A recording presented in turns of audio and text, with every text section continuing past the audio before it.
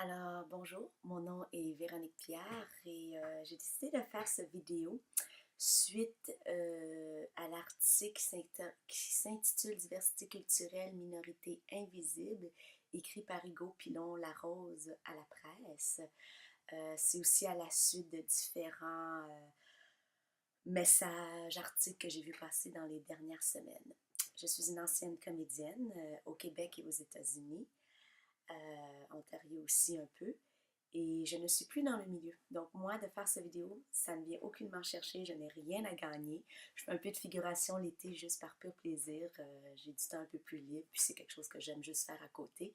Mais vraiment, j'ai quitté cette industrie, j'ai décidé d'arrêter d'auditionner il y a 3 4 ans, puis de passer à autre chose. Et je suis très heureuse où j'en suis. Ceci dit, euh, je veux parler un petit peu de peut-être de ce que j'ai vécu et accumulé dans les dernières années. Parce que je pense qu'il y a un gros manque, peut-être un peu de franchise au milieu québécois. Puis je dis vraiment ça avec amour, là, c'est pas une question de taper sur les doigts. Je vais commencer avec un des points qu'il mentionne, qui est l'école de théâtre. Où est-ce qu'il parle, à l'école de théâtre, il faudrait voir un peu plus d'ethnie. Moi, je me rappelle, il y a 20 25 ans, dans le temps où j'auditionnais différentes écoles, si on avait un accent, on se le faisait dire à l'école. Il fallait aller régler notre accent avant d'être accepté. Aussi, je me rappelle, j'ai une de mes amies qui, elle, n'était pas noire, elle était marocaine. Et moi, je vais vous dire, les Noirs, on l'a eu, je te dirais, plus facile que les autres ethnies dans les autres années. Je pense qu'on a eu un peu plus d'opportunités que beaucoup plus d'autres ethnies. Euh, mais elle, je me rappelle, elle s'était fait dire, et à l'école et aussi dans différents castings d'audition, c'est quoi ton ethnie? Ça va être difficile de te caster. J'utilise le mot casting là, parce que j'ai été beaucoup dans le milieu anglophone, je sais que c'est pas le mot officiel en français. Euh, et c'est ça. Donc, je me rappelle elle a eu une difficulté incroyable à tout simplement se faire accepter en tant que femme, en tant que bombe de la scène. Je vous jure, le Québec a manqué à connaître cette actrice qui était formidable.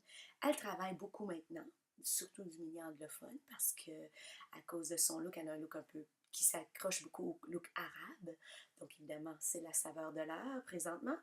Euh, mais ça, c'est une réalité à laquelle il faut faire attention. Si ça a changé depuis 20 ans, tant mieux.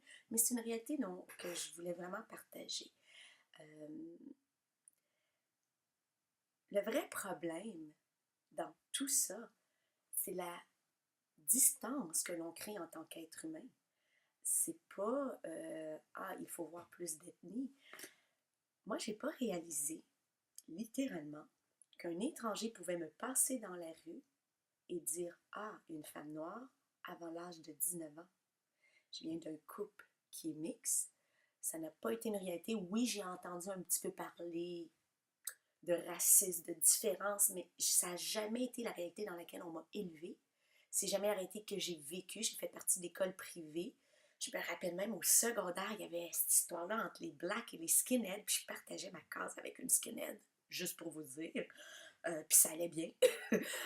Bon, je sais qu'il y avait différents niveaux de skinhead, puis elle ne faisait pas partie du niveau à qui il y avait la guerre, là, mais bon. Mais en même temps, c'était quelque chose que je comprenais tellement même pas à 15 ans. Puis c'était à 19 ans, en pratiquant un monologue devant un miroir, que j'ai eu comme un moment de distanciation. Pourquoi à ce moment-là, j'ai aucune idée. Peut-être parce que justement, je faisais partie du monde du théâtre, puis que là, je commençais un petit peu à faire face à ces différences dans le monde du casting. Mais je trouve ça intéressant que c'est là que ça soit passé. Ceci dit, moi, je suis allée étudier en anglais, qui a vraiment une plus grosse ouverture, ou en tout cas dans le temps qu'il y avait une plus grosse ouverture. Moi, on m'a accepté, puis j'avais un accent gros comme le bras, un accent québécois. Puis, je me rappelle même, à un moment donné, j'ai eu le rôle dans une des pièces de théâtre de V. Talbot dans Orpheus Descending, la descente d'Orphée. Pour les gens qui savent, ce rôle-là est marié à un Ku Klux Klan. Puis justement, c'est toute une histoire contre un homme noir. Euh, et bon, le directeur a dit Véro, t'es la seule qui peut jouer ce rôle-là. C'est la seule à qui je fais confiance. On tourne en blanche. On rentrera pas dans cette discussion-là parce que je sais qu'il vient d'avoir la grosse affaire avec le blackface au Québec. Puis je pense peut-être que, bon, ça engendrerait une autre discussion. Mais c'est juste pour montrer un petit peu quand on voit la différence, quand on en fait un point. Moi, c'est pas ma réalité au quotidien d'être noire. C'est pas quelque chose dont je parle, dont je vis au quotidien. Et quand on voit des feuilles de casting rentrer, des demandes de casting, c'est une réalité. Vous demandez, on accepte de voir des gens d'ethnie ou on veut une personne de race noire, on veut une personne de race chinoise, etc. Tu sais, dans 30 ans, là, moi je me rappelle, j'ai beaucoup travaillé avec le public, avec les enfants, et j'ai réalisé que dans 30 ans, 40 ans, on ne sera plus capable d'identifier l'ethnicité de la plupart des enfants, parce que les enfants commencent de plus en plus à avoir un huitième ici, un quart ici, un 16e là.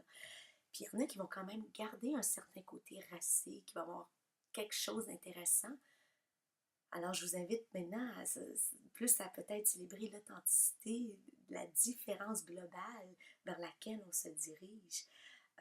Moi, je vous dis, arrêtez tout simplement de donner raison à faire le casting d'une ethnie. Au lieu de voir des feuilles qui passent et de dire nous voulons voir ou nous acceptons de voir ci, tous les rôles devraient être tout simplement ouverts naturellement à tout casting. Et si pour une raison spécifique, vous avez vraiment besoin que ça soit une personne de race blanche, à ce moment-là, le mentionner. Euh, je finis avec une histoire que j'ai entendue. Je n'ai jamais vérifié les faits, quoique j'étais liée à un degré de séparation de Madame Vernoff qui fait partie de la production, là, de l'équipe de production de Grey's Anatomy.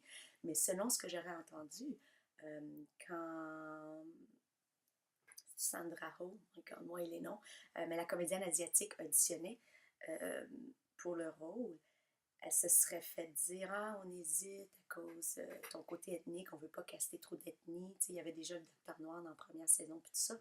Puis elle leur a sorti, elle était prête, elle devait le savoir. Elle leur a sorti les statistiques du pourcentage de médecins chinois ou asiatiques dans les États-Unis. Et ça, c'est un petit peu aussi une réalité que je réalise. Il y a des secteurs de travail qui ont tellement souvent beaucoup plus d'ethnie, puis qui ne sont aucunement représentés à la télévision. Ceci dit, c'est une chose globale, ça va plus loin même que l'ethnie, mais ça encore là, c'est un autre sujet de conversation. Je vous souhaite à tous les gens du milieu artistique une bonne évolution dans cette histoire, dans ce dossier. Et puis, ben, j'espère, j'ai hâte de voir. J'écoute même plus la télévision, mais bon, j'ai quand même hâte de voir ou de suivre vers où cela se dirigera.